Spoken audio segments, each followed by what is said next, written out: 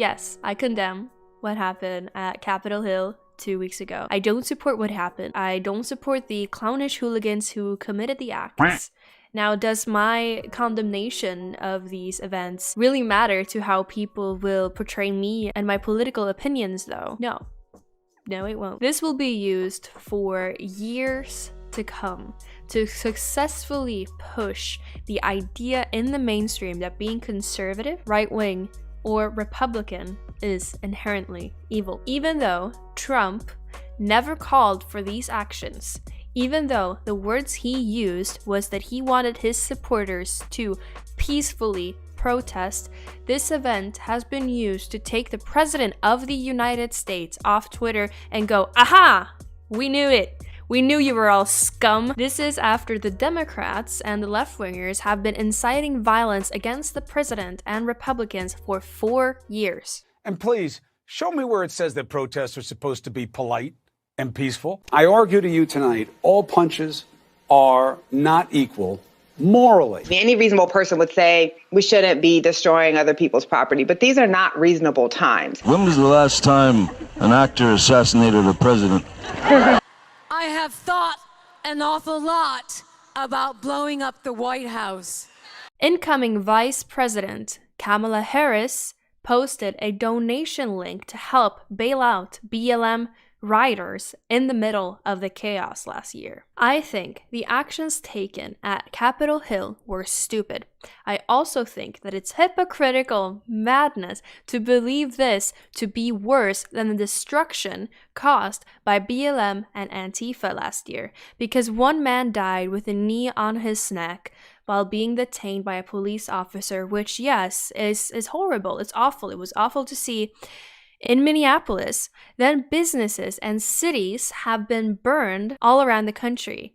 It does not make sense. Dozens of American cities up in flames after some protests turned into riots, often followed by looting, as a nation simmering with unrest unraveled. The damage caused is estimated to be at a monetary value of around $1 to $2 billion.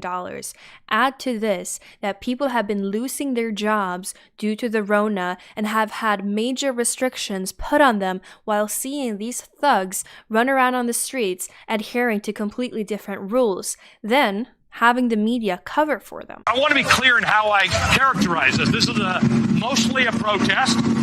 It is not, generally speaking, unruly. What you're seeing behind me is one of multiple locations that have been burning in Kenosha, Wisconsin. People are risking COVID to explain to this country that we're fed up. I think most people are caught up as to what has been happening. I haven't talked much about it on my channel since it's not really my area what concerns the United States, although Sweden loves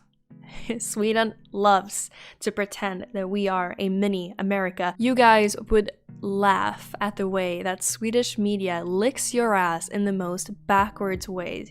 Swedish journalists have adopted your racial issues, although our history looks nothing like yours. They pretend that Jimmie Åkesson of the Sweden Democrats, who is very much just pushing for a functioning welfare state, could in any way resemble the loudmouth Republican Donald Trump, just because in comparison, very timid, Jimmie Åkesson wants to stop mass immigration. The establishment politicians and the media want a distinct good and evil.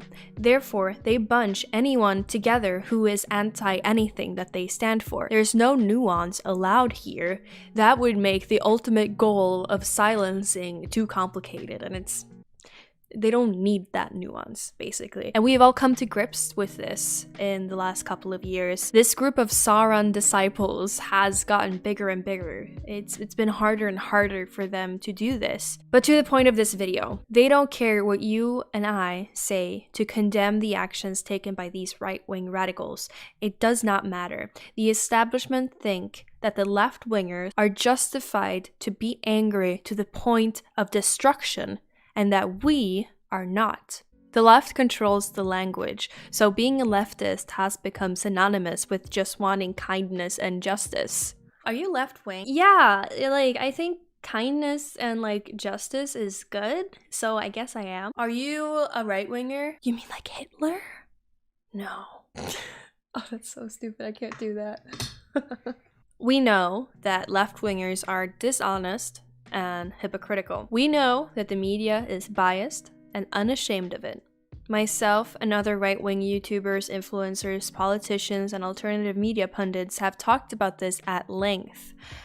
But at some point, it seems like we are screaming into the void while the left are gaining more power and are getting their politics through. While you and I make the effort to read up on their ideology, spend time hearing their arguments, we listen to them and give them the time of day, they could not care less about what we have to say, and nothing we do changes their opinion of us being racist, bigoted, intolerant fascists. We change our language for them. We let them decide over who we talk to.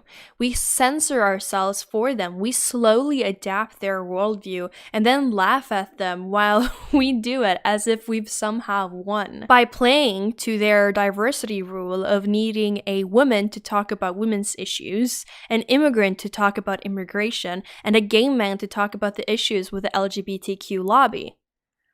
In Sweden, all attempts to make right-wing think tanks end up with a communist alibi in their writing team.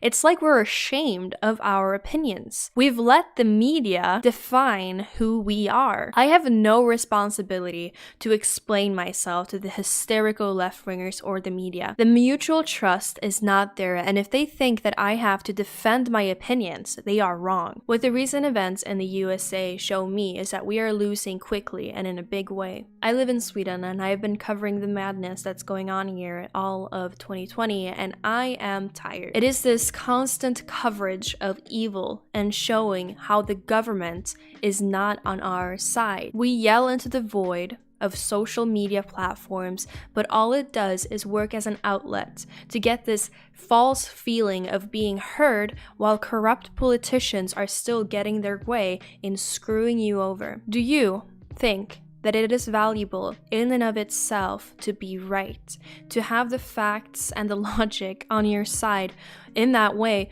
or do you think that we are just stuck in a negative feedback loop of just reacting to their bullshit and then letting them have their way anyway? Are we not just stuck playing by their rules? They are not afraid to say that they want to hurt us. They are not afraid to cause real destruction on the streets, to yell openly that they want cops, Trump, Jimmy Åkesson, and conservatives dead. While we are sat at home hoping to not hurt their feelings online so that we get cancelled. And we love to pat ourselves on the back for being the real tolerant ones, the logical and factual side, but what does that matter in and of itself? The edgelord meme era was fun, and it has been fun connecting to people online in our mutual anger and seeing YouTubers on our side grow bigger. But the big tech monopoly just removed the United States president from virtually all platforms. This power grab is either done because they know they already have that power over us, or it is because they're scared.